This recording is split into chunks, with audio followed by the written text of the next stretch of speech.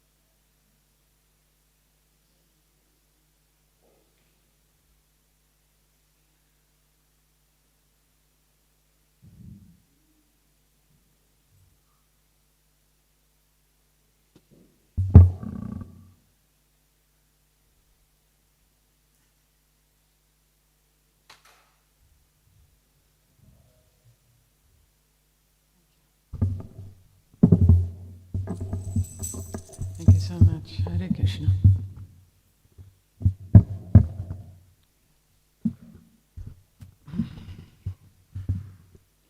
Jaya Radha Madhava Kunja Bihari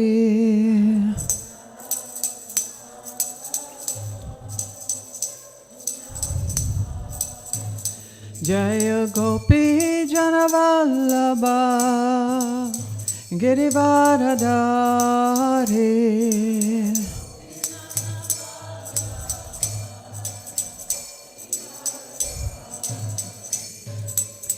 Yashodanandana Braja Janaranjana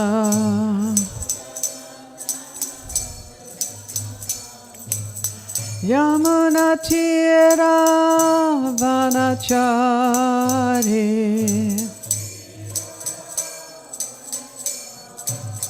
Yamunatira Vanachari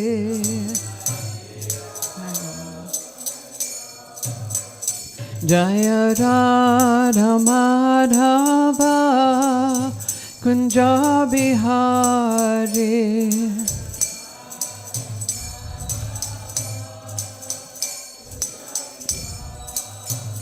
Hare Krishna, Hare Krishna, Krishna Krishna, Hare Hare, Hare Rama, Hare Rama, Rama Rama, Hare Hare.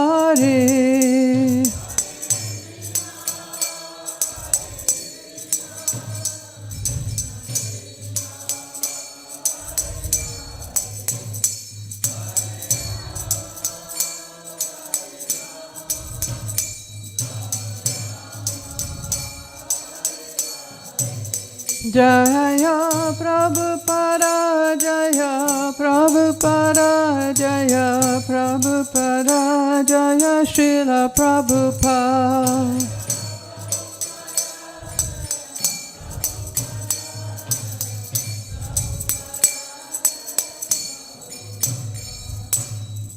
Jaya Vishapad Paramahamsi Paravirajakachar Astatara Satta Hisavanga Shila A.C. Bhaktivedanta Swami Srila Prabhupada Ki Jai. ISKCON BBT Founder Acharya Hisavanga Shila Prabhupada Ki Jai. Anantagori Vaishnava Vrinda Ki Jai. Srila Haridas Thakur Ki Jai. Shri Radha Govardhana Dari Ki Jai. Shri Krishna Balaram Lagiraj Shingadev Ki Jai. Shri Gaunitai Ki Jai.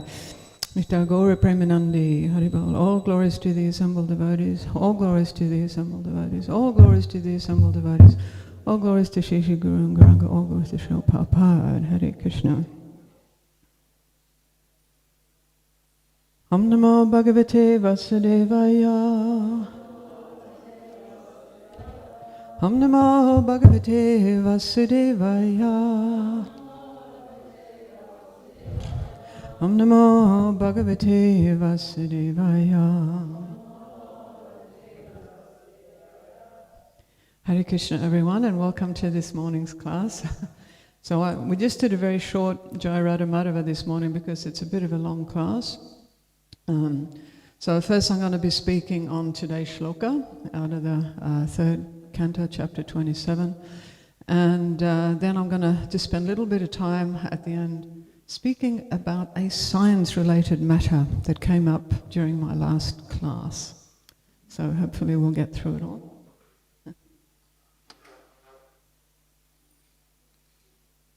Where are we?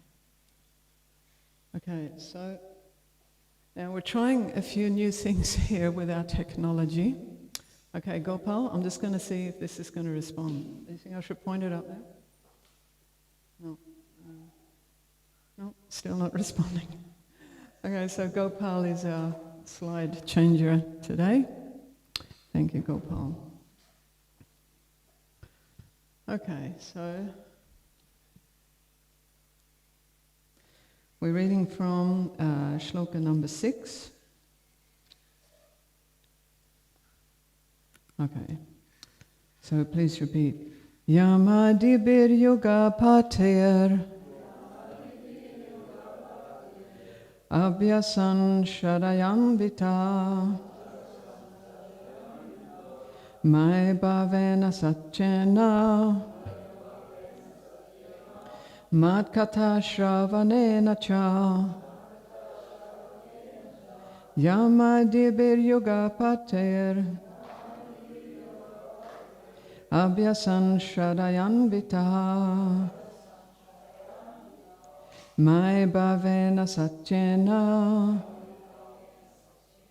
Madkata Shravanena Cha Yamadibir Yoga Pater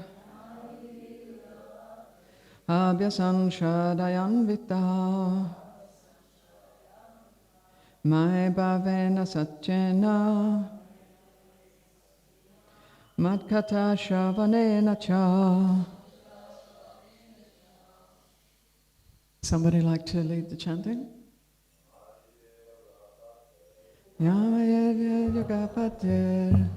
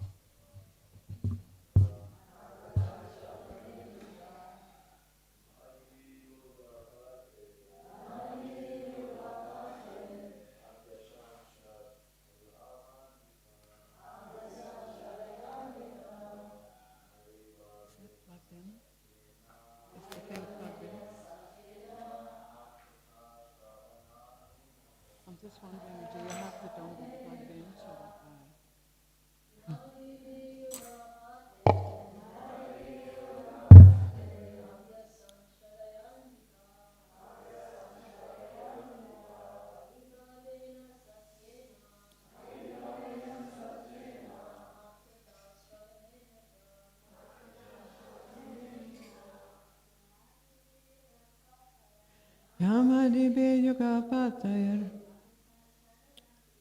Abhyasan Shadayanvita.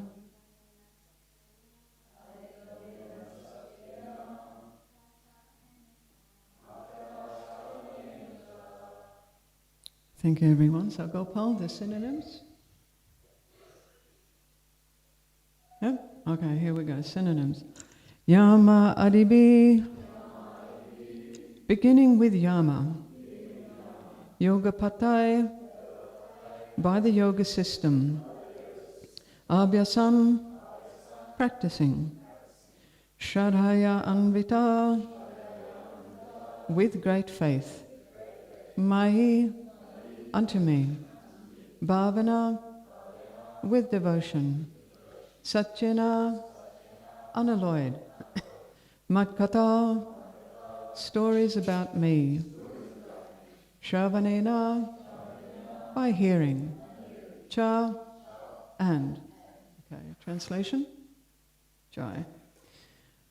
One has to become faithful by practicing the controlling process of the yoga system and must elevate himself to the platform of unalloyed devotional service by chanting and hearing about me. Okay, translation, please respond. One has to become faithful by practicing the controlling process of the yoga system and must elevate himself to the platform of unalloyed devotional service by chanting and hearing about me. Jai. Purport by Srila Prabhupada. Srila Prabhupada ki Jai. Okay, so yeah, just leave it on that slide, please, Gopal. Yoga is practiced in 8 different stages: yama, niyama, asana, pranayama, pratyadhara, dharana, dhyana, and samadhi. Yama and niyama mean practicing the controlling process by following strict regulations, and asana refers to the sitting postures. These help raise one to the standard of faithfulness in devotional service. The practice of yoga by physical exercise is not the ultimate goal. The real end is to concentrate and to control the mind and train oneself to be situated in faithful devotional service. Bhavana or bhava is a very important factor in the practice of yoga or in any spiritual process. Bhava is explained in Bhagavad Gita 10.8. Buddha bhava samanvita. One should be absorbed in the thought of love of Krishna. When one knows that Krishna, the Supreme Personality of Godhead, is the source of everything, and that everything emanates from him, aham sarvasya prabhava, then one understands that the Vedanta aphorism, janma jasya yata, the original source of everything, and then he can become absorbed in bhava, or the preliminary stage of love of Godhead. Rupa Goswami explains very nicely in Bhakti Rasamrita Sindhu how this bhava, or preliminary stage of love of God, is achieved.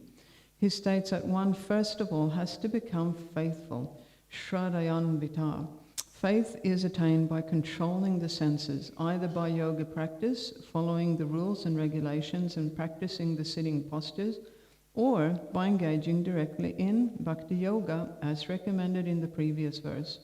Of the 9 different items of bhakti yoga, the first and foremost is to chant and hear about the Lord. That is also mentioned here. Mat kata shravanena cha.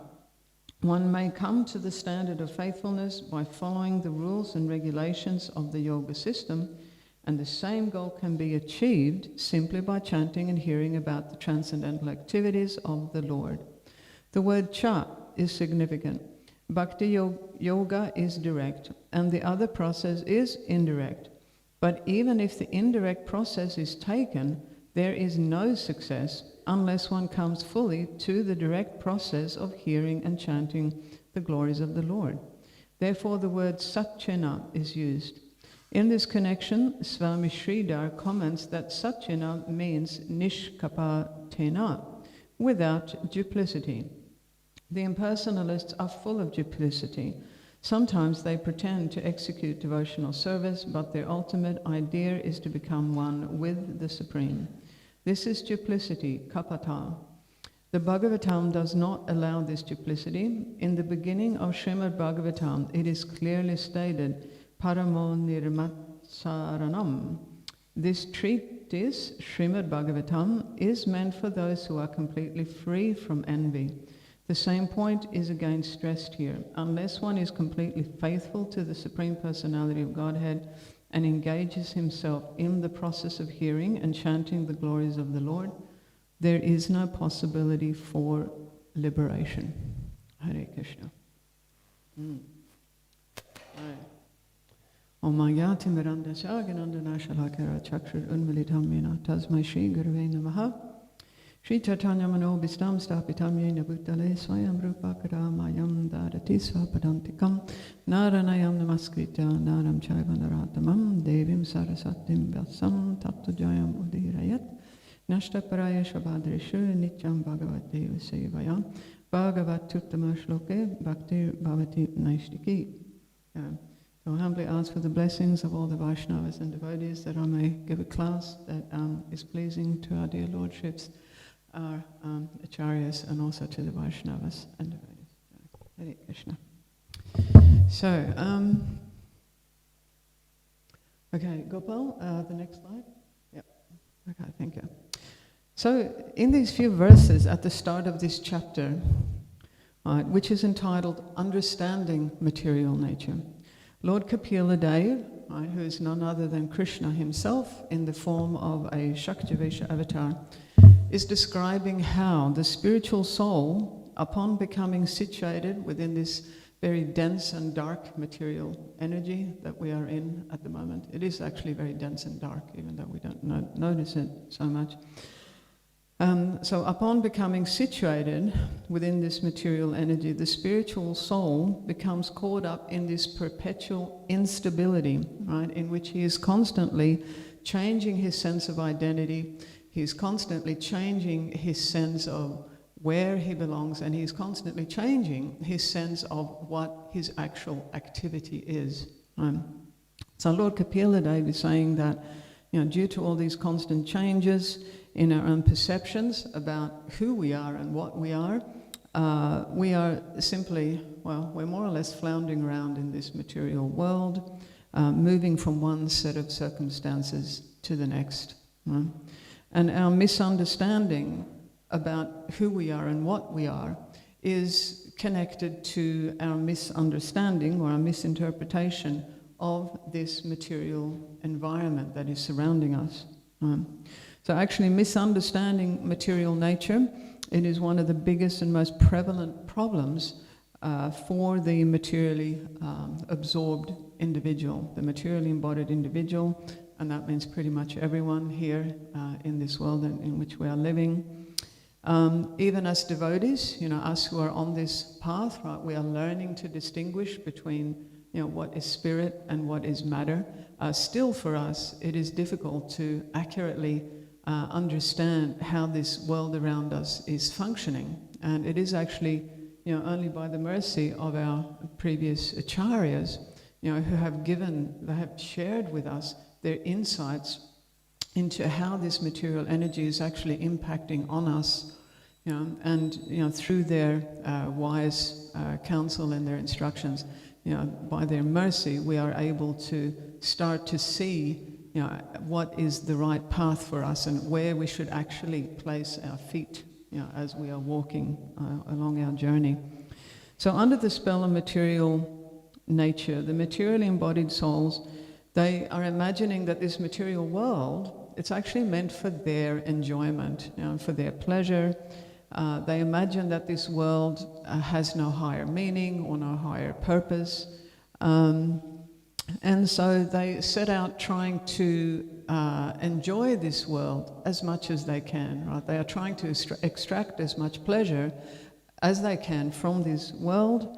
And this is what Srila Prabhupada refers to as lording it over material nature. This is the view of the materialist as though, everything that I,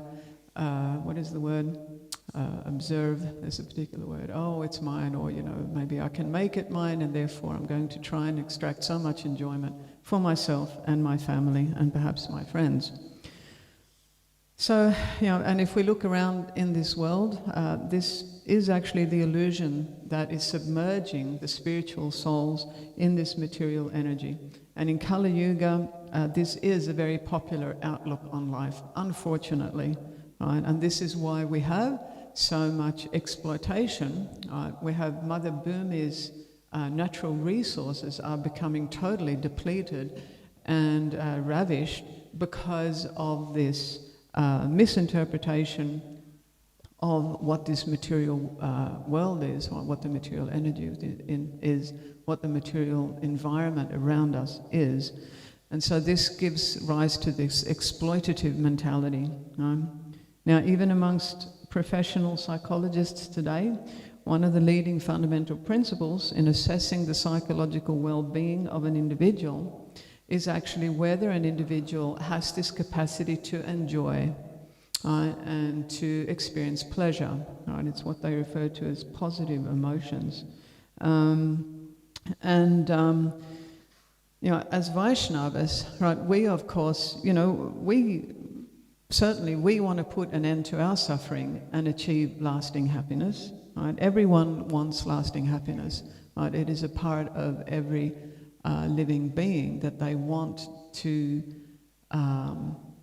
They don't want any obstacles in their path. They want to be happy. They want to be peaceful. Right? It's inherent to the living being.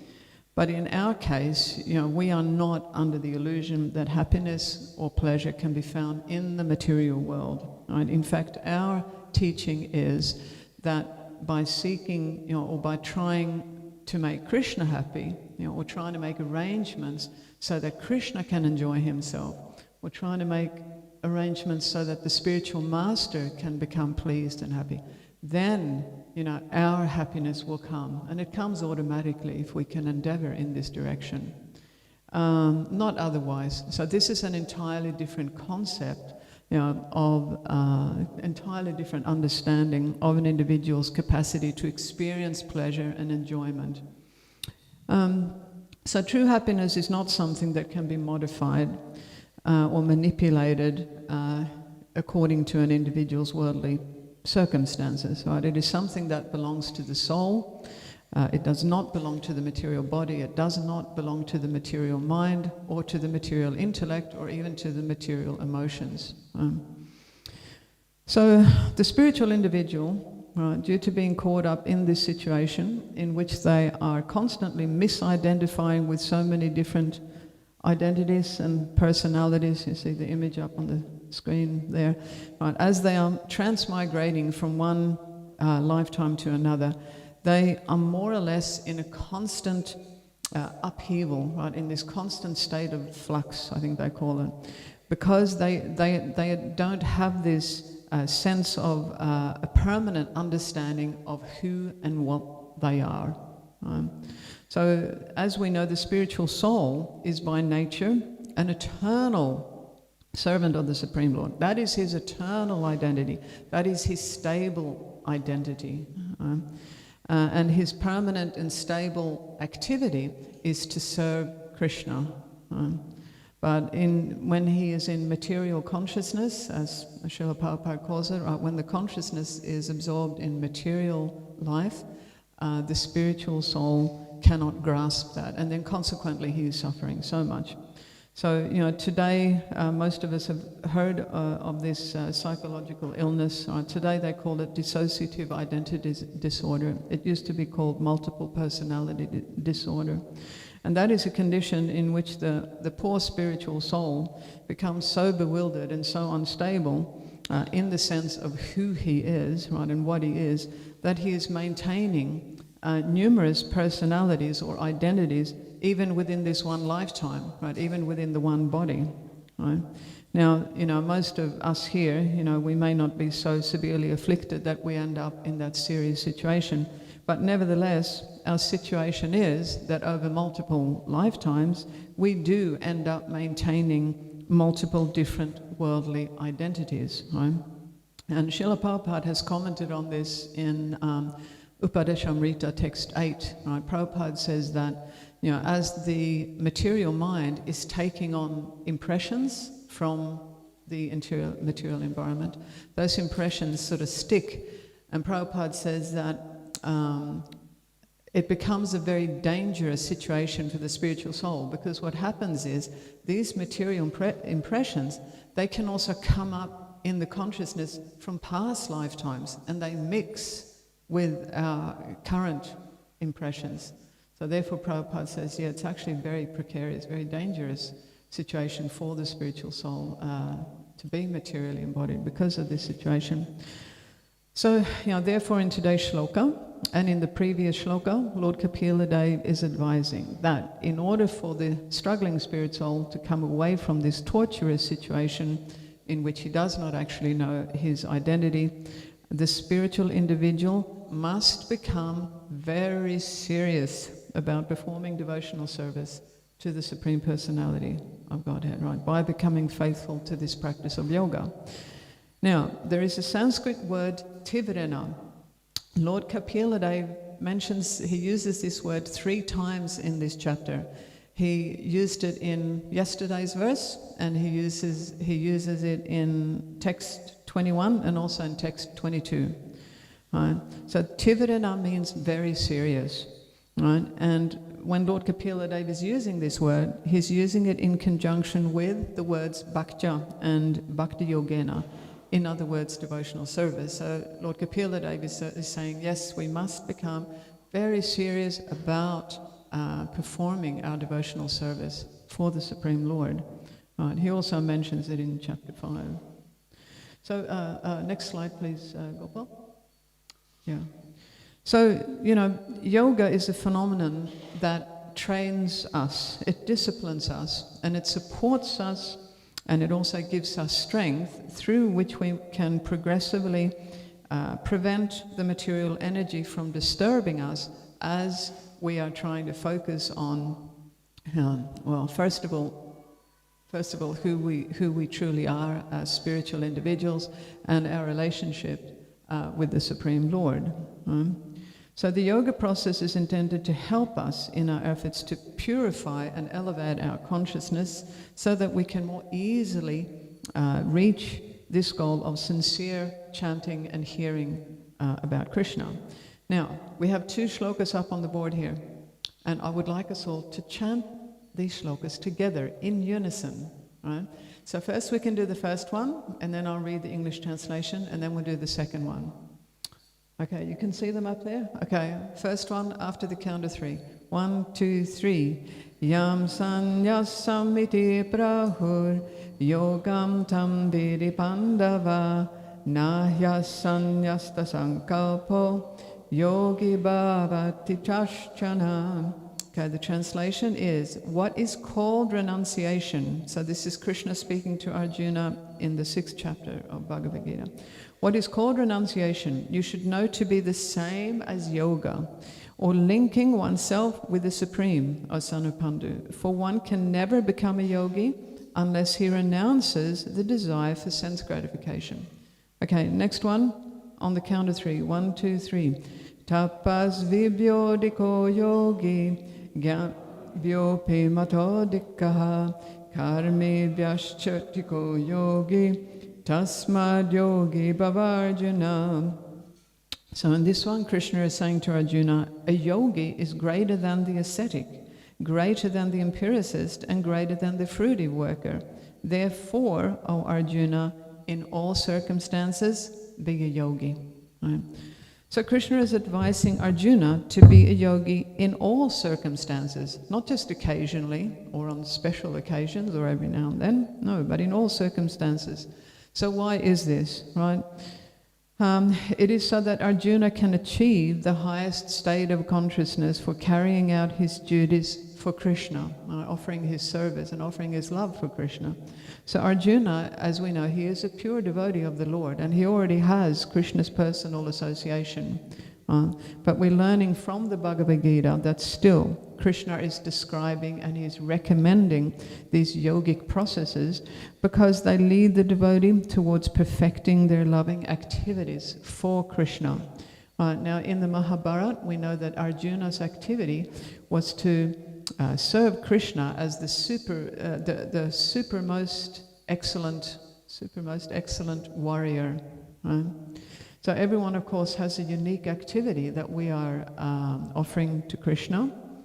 But whatever our particular activity is, we would be wise to accept Krishna's recommendations for how we can successfully link our consciousness to Krishna, right? And in so doing, we can perfect our service for him and also very nicely maintain our personal relationship with Krishna. Excuse me. Okay, Gopal, next slide, please. Yep. Now, in today's purport, right, we have faith is attained by controlling the senses, either by yoga practice, following the rules and regulations and practicing the sitting postures, or by engaging directly in bhakti yoga as recommended in the previous verse. And a bit further on, one may come to the standard of faithfulness by following the rules and regulations of the yoga system, and the same goal can be achieved simply by chanting and hearing about the transcendental activities of the Lord. Right? Then Srila Prabhupada says, Bhakti Yoga is direct and the other process is indirect. But even if the indirect process is taken, there is no success unless one comes fully to the direct process of hearing and chanting the glories of the Lord. In other words, we must not confuse practices that are intended to offer support to higher spiritual goals with those goals themselves. Right? The original and authentic purpose of Ashtanga Yoga is to offer support to the individual who is aspiring for self-realization and God-realization. So in Bhagavad Gita, Krishna is encouraging Arjuna to be a yogi for the purpose of carrying out his duties perfectly for Krishna himself. And now, let's move forward to, leave it on the same slide. We're going to have a look at another couple of Bhagavad Gita shlokas, right, this time in 248, right, Krishna is saying to Arjuna, perform your duty equipoised, O Arjuna, abandoning all attachment to success and failure. Such equanimity is called yoga. So this word equanimity, right, it means to have a steady mind, to be... anyone else have a very good definition of equanimity? To be equipoised? A bit louder, please. Sorry? Balance, thank you. Yeah, balance. To have a very balanced outlook on life. Right? Thank you. Okay, and then we go to Bhagavad Gita 4:42. Krishna says, therefore the doubts which have arisen in your heart out of ignorance should be slashed by the weapon of knowledge. Armed with yoga, O Bharat, stand and fight. So, Krishna is instructing Arjuna how he can most easily carry out his duty and thereby fulfill Krishna's desire, which is what every devotee is hoping to do. Now we're going to have a quick look at a couple of Srimad Bhagavatam shlokas spoken by Narada Muni. So the first one is Canto 1, Chapter 635. Narada Muni says, it is true that by practicing restraint of the senses by the yoga system, one can get relief from the disturbances of desire and lust, but this is not sufficient to give satisfaction to the soul. For this satisfaction is derived from devotional service to the personality of Godhead. And then in 7th Canto, Chapter 15, Text 28, Narada Muni says, ritualistic ceremonies, regulative principles, austerities, and the practice of yoga are all meant to control the senses and mind, but even after one is able to control the senses and mind, if he does not come to the point of meditation upon the Supreme Lord, all such activities are simply labor in frustration. So this brings us back to what Srila Prabhupada is saying in today's purport, namely that even if the indirect process is taken, there is no success unless one comes fully to the direct process of hearing and chanting the glories of the Lord. Okay, next slide please, Gopal. Yeah. So now in addition to yoga, right, there are several other processes and instructions throughout our Shastras that are aiming to help the spiritualist to link their consciousness with the Supreme Absolute Truth, our dear Krishna, in order to perfect our devotional service for him. Right, so Lord Kapila Dev has mentioned yoga in today's shloka, and in yesterday's shloka he mentioned detachment, right? That it is the duty of every conditioned soul to engage in devotional service with detachment. Right? So we can understand that, being detached from expectations of something in return, if we are carrying out our devotional activities, such detachment is definitely going to help us in our goals. But there's also other processes, such as, we have the three modes of material nature, right? And the proclivities or characteristics, whatever we call them, that are defined by Krishna as constituting the mode of goodness, right, sattva-gun, these are certainly conducive to creating an environment that supports devotional activities such as hearing about Krishna and chanting his holy names. So I want to quote a couple of shlokas, this time from the 11th canto of Srimad Bhagavatam. So now we have Lord Hamsa speaking. So this is Krishna in the form of this divine swan. So Lord Hamsa says like this: when the living entity becomes strongly situated in the mode of goodness, then religious principles characterized by devotional service to me become prominent. One can strengthen the mode of goodness by cultivation of those things that are already situated in goodness, and thus religious principles arise. Right? And the second shloka, again by Lord Hamsa, he says, until one revives one's direct knowledge of the spirit soul and drives away the illusory identification with the material body and mind that is caused by the three modes of material nature, one must cultivate those things in the mode of goodness. By increasing the mode of goodness, one automatically can understand and practice religious principles, and by such practice, transcendental knowledge is awakened. So in these shlokas, right, Lord Hamsa, he is speaking about sattva-gun, not Suddha Sattva. Right? And very interestingly, there are about 7 different principles that are also listed as being inherent to sattva-gun, which actually indicate a beginning to spiritual life, right? Even though sattva-gun is technically speaking a material quality, such as the characteristic of having faith in the spiritual master. That is listed as being in sattva-gun. We also have this shloka, the ability to see that all living beings are of the same spiritual nature. That is also listed in sattva-guna. Also, in sattva-gun, we have these really wonderful characteristics like cleanliness, truthfulness, austerity performed with transcendental faith by those who are not expecting material benefits but are engaged only for the sake of the Supreme. We have peacefulness, purity, tolerance, regulated action, performing one's duty with great determination and enthusiasm. Right? All of these things are listed within sattva-gun. So we can understand how these behaviors will also support us in our endeavors to, our path towards, eventually performing a pure devotional service for Krishna. Then we have similar teachings coming out of the 16th chapter of the Bhagavad Gita, when Krishna is speaking about what constitutes divine and demoniac qualities, right, and all these wonderful divine characteristics by which the aspiring transcendentalist can gradually elevate themselves and eventually reach this, what we call the Vasudeva platform of consciousness, on which there are no disturbances for the individual. Then, of course, we have simple living, right? That Srila Prabhupada teaches so much on simple living and recommending this simple living lifestyle for devotees to make it easier for us to reach our spiritual goals.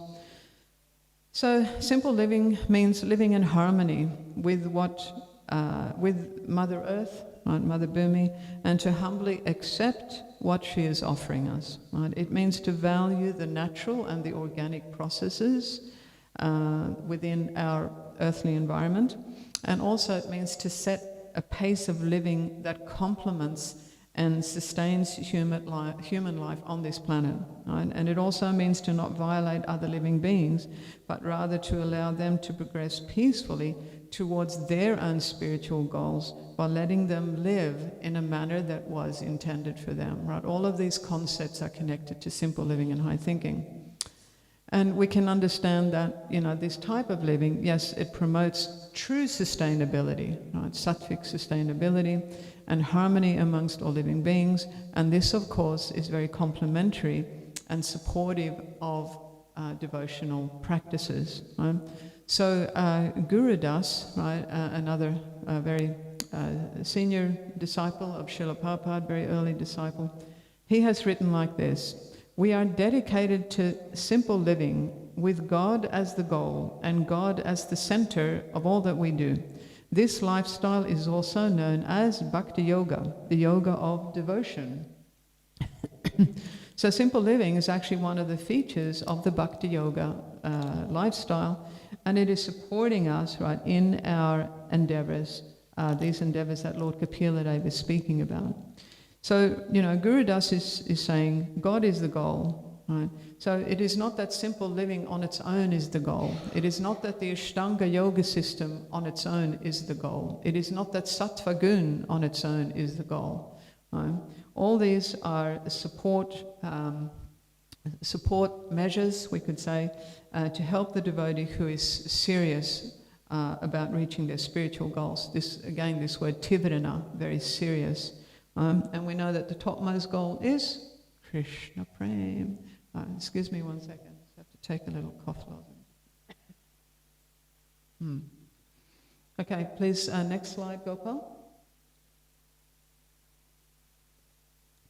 Right, now in today's verse, Lord Kapila Dev is saying one must elevate himself to the platform of unalloyed devotional service by chanting and hearing about me. So I'm going to read just an excerpt from a pastime that was told by His Grace Brahmananda Prabhu, right? Another very senior early disciple of Prabhupada. And Brahmananda is speaking about Srila Prabhupada's use of this word unalloyed. Right? So this pastime would have been from the end of the 1960s. I couldn't find the exact year. So Brahmananda says, in the movement, Jai, one morning Prabhupada called Hamsadutta and said, "Let us go for a ride in your bus." Hamsadutta excitedly said, "Oh yes," but then he realized that they had taken out all the seats from the bus. There was just the floor. They're probably planning on putting boxes of books in there. Prabhupada couldn't sit like that. So I got a chair from the temple and held it down while Prabhupada sat in it. All the devotees piled into the bus. Everyone was very excited. "Where are we going?" I said. "For a ride with Prabhupada." Vamanadev was driving, and Prabhupada was giving directions. "Turn here, go there, go on this road." Nobody knew where we were going, and no one was bold enough to ask Prabhupada. But Prabhupada knew where he was going.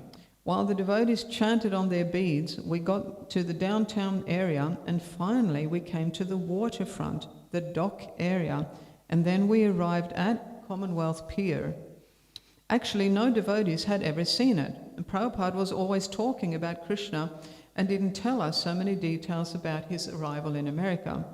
Even when we got there, we didn't realize where we were. But this was the place where Prabhupada first entered America.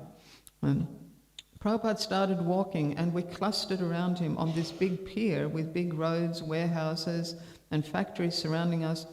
Prabhupada preached, as he always did, on his morning walk. He talked about pure devotional service to Krishna, and he used the word unalloyed.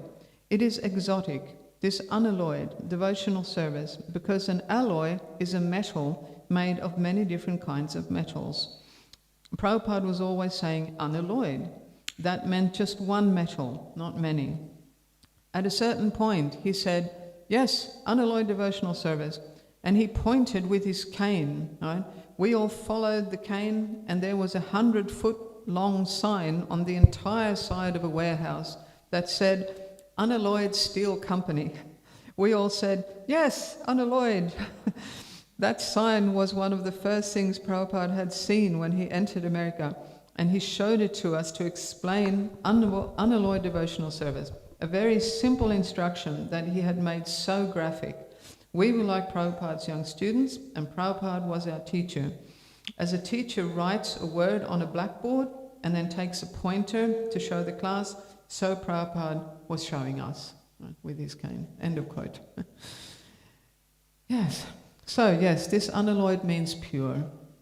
And the shloka today is saying that yes, we should endeavor to elevate ourselves to this platform of unalloyed devotional service.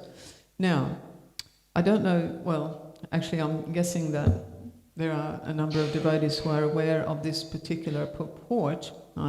There is a purport in Srimad Bhagavatam, Canto 3, Chapter 29, Text 10. So we'll be coming to this in a few months, in which Srila Prabhupada discusses that devotional service and hearing and chanting, these can all be in one of the three modes of material nature.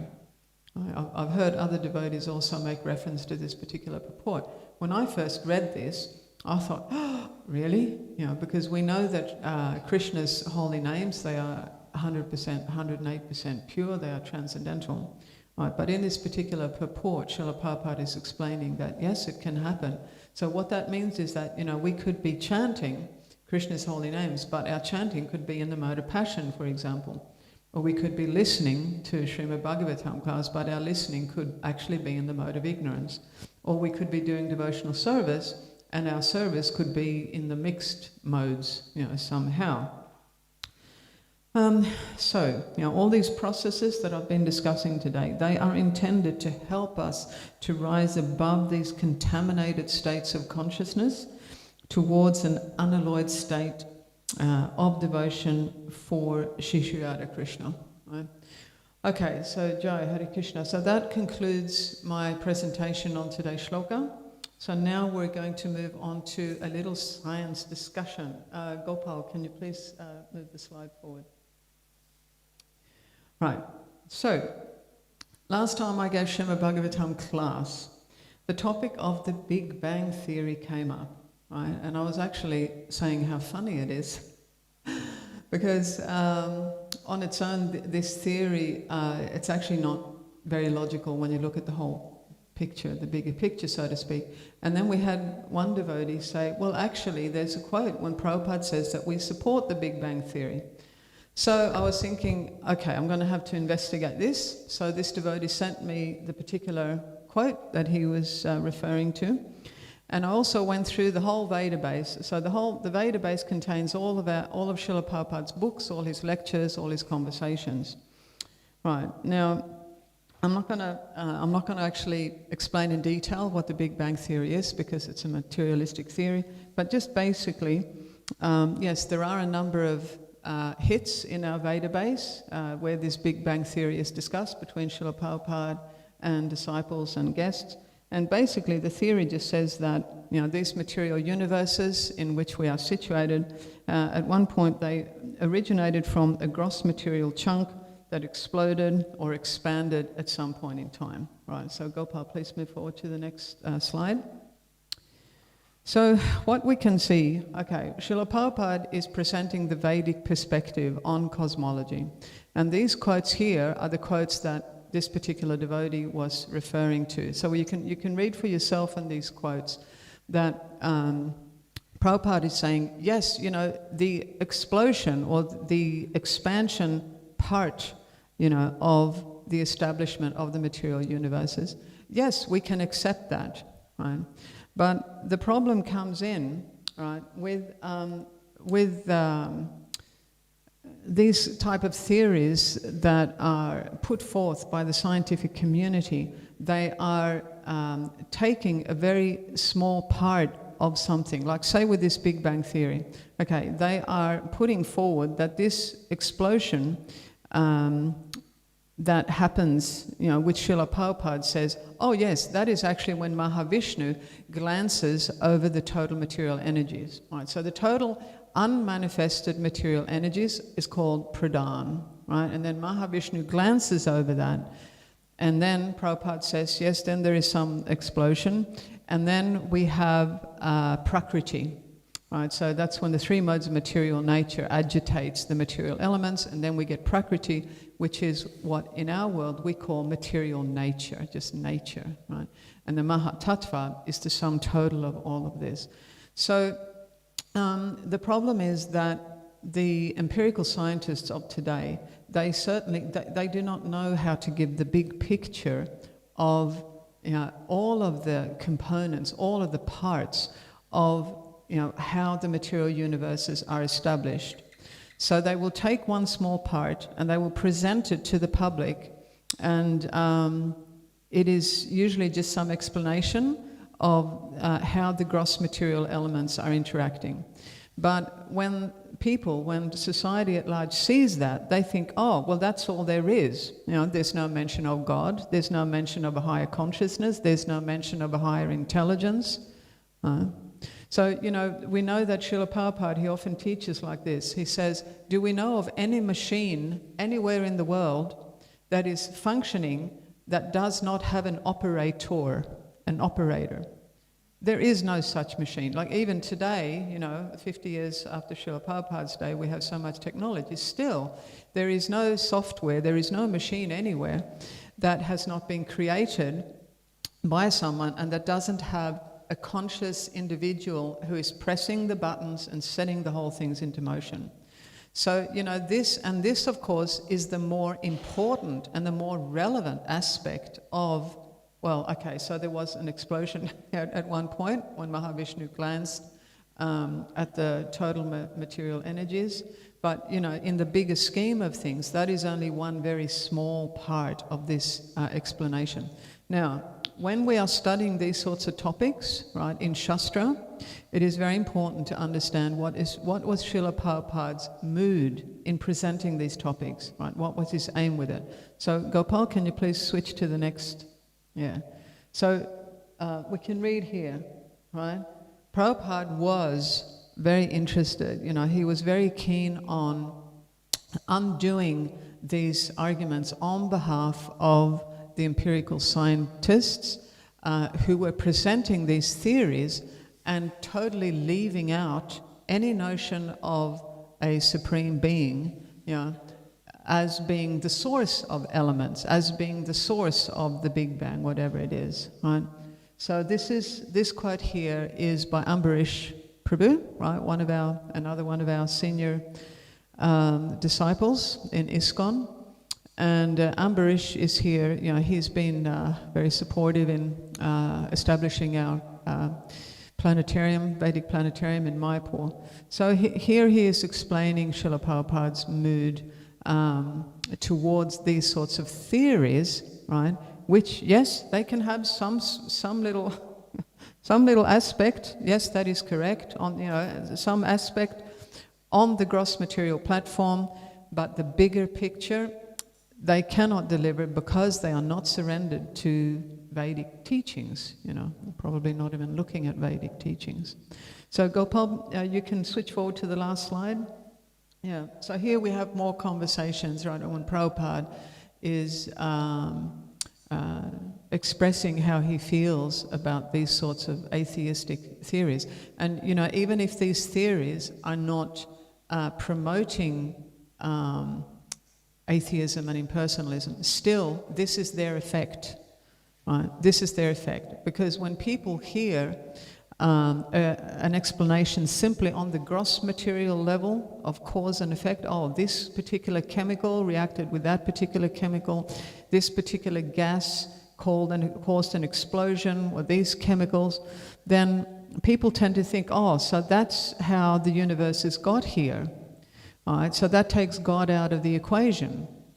This is the problem that is happening today. And because we are in Kali Yuga, people's intellect is not very refined, it's not very developed. So people will think that this is it, this is the all in all. But, even just going by simple logic, all we have to do is stop and think, okay, where did the gases come from? Where did the chemicals come from? You know, Srila Prabhupada says, who decided that an explosion should happen at one particular point in time and not another point? Now, all of these very basic fundamental questions need to be put forward by the scientific community, but they are not being responded to as they should be. Okay, so we're almost out of time. Look, thank you everyone for listening, and I'll just ask, we do have time for maybe one or two very quick questions or comments, if anyone would like to add something or ask a question. Yes, we have something over here.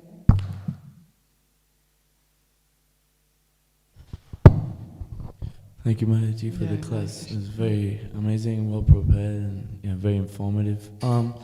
So you gave a quote of Narad Muni saying how the yogis, they can, practice this yoga system, control the mind, but they can't satisfy the soul. Yeah. But then we have, devotees like myself, very beginner. It's like I don't have like this self-control which the yogis may have, but obviously doing this Krishna consciousness because there's something there I'm feeling some sort of Krishna consciousness. So how do we kind of differentiate the two? And these people may be completely self-controlled, but they don't have any Krishna consciousness, where someone in Krishna consciousness doesn't have much self-control, for example. Okay, so first of all, may I say, that our observations of these things, are of course not on the level of, what Krishna can observe. Right? So Krishna knows when an individual is ripe, is ready to come to Krishna consciousness. So, externally somebody may be acting as being very much in control, of their lives. But, real self-discipline starts, it's internal, by which we are, because, the mind is the sixth sense. It is counted as one of the senses. So to control the senses definitely means to control the mind. The mind is the sixth sense. So, I wouldn't sort of perhaps draw too many conclusions just from observing, other people and thinking, they are so much more disciplined than myself, and, so then how come I'm in Krishna consciousness and they may not be?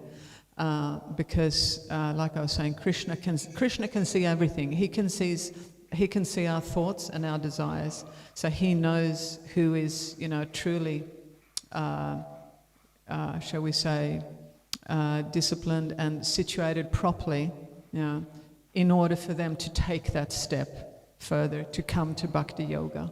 Yeah. And we need the microphone.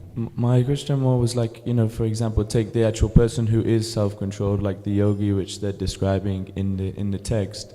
They are self-controlled. They're on that platform of self-control, whereas, like the beginner devotee may not have that self-control, like eating ice cream or something like this, offered to Krishna or whatever.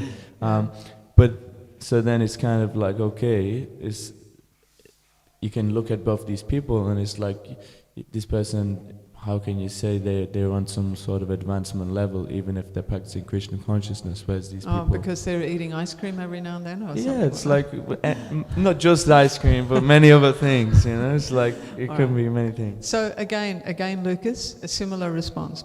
Krishna can see, the heart and the mind of every individual. So... If the material attachments of an individual were so pronounced that individual could not take the step towards Krishna, then Krishna can see that, right? So, but again, we have to remember, like what I was teaching, in most of my class today, is that these processes like Narada Muni, these processes of yoga and self-discipline, they are support systems, right? But ultimately, as Vaishnavas, our goal is devotion to Krishna. And Krishna can also see all our past lifetimes. He knows which individual is going to respond to him in a particular way, even though they may not have totally gotten rid of all their attachments, but Krishna can see that, this is not so major and it'll go in time, I don't know if I'm answering you properly. That's probably the best I can do for now, yeah. All right, do we have one more, maybe? Krishna Rupa, can you please?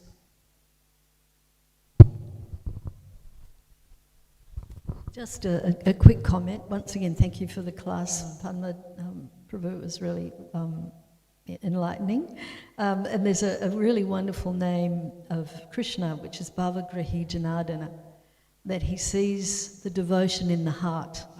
Yes. I'm speaking, again to what you were responding, that Krishna actually sees that devotion. And in Bhagavatam it explains that Krishna induces and he sanctions. So when he sees that the soul has the sincerity to, develop their spiritual life, then Krishna fans that. Very nice. What is the name again? Please say it again. Bhavagrahi Janardana. Very nice. There we go. Yeah. Thank you so much for that. If I may just make a comment. Sure. My understanding, and please correct me if I'm wrong, it's not about renouncing the world, it's about engaging everyone in devotional service. So my understanding is if you've got something, just, change it to serve Krishna. Very nice. Thank you, Sadhana. Yeah, I think that's what we call dovetailing. Yeah, we dovetail our propensities and try and include them in our devotional lives. There's a very nice quote by Srila Prabhupada. Prabhupada says, do your sense gratification in something, it may not be verbatim, but something like, do your sense gratification in the association of Krishna, then it becomes perfect. And just one little comment, there was a famous pastime with Srila Prabhupada in France where they served Srila Prabhupada Bashadam and they had served him some ice cream, and then Prabhupada said, "Oh, yum, who made the ice cream?" Yeah. And they all looked at each other and they said, "Oh, we bought it." And Prabhupada said, "Just see, devotees everywhere." Oh, that's nice. Thank you. Govardhana. My understanding was we were told that the soul had the propensity to be eternal, full of knowledge and bliss, and that the other processes of yoga would give you the knowledge and the eternality, but it wouldn't give you the bliss, and that bhakti would give you the bliss. And Very nice. That would be the motivating, because that's the entirety of your experience, and you can't maintain on any other level that you would need that relationship. That's true. Yeah, I've That would read be- a similar teaching. Thank you very much. Very nice. I think David Guru Hari Prabhu behind you has something. Thank you. Just on that point that Lucas was saying, that sometimes you see externally, even in our scriptures, somebody's performed great austerities. For example, Hiranyakashipu. He's so controlled, so sense-controlled, doing so much austerity, but just to become the Lord of the universe. And other people are doing austerities to get free from suffering. But they haven't given up the desire to control and enjoy. So even a beginning devotee, he's given up that desire to control and enjoy, she, and accepted that there is a Lord and that we're his servant, and therefore they're on a much higher platform, even though externally they may not exhibit that strict renunciation as other people who have material goals for that renunciation. Very nice. Thank you so much. Yeah, that's a good. We're getting such good responses from everyone. Anyone else have anything to add? Oh, we have Sri Hari Bhakti outside. Thank you, Sri Hari. Thank you. With your blessings. Thank you, Sri Hari Bhakti. All right, thank you everyone for staying. I know I've gone over time a little bit. Jai Grantaraj Srimad Bhagavatam ki jai, Srila Prabhupada ki jai.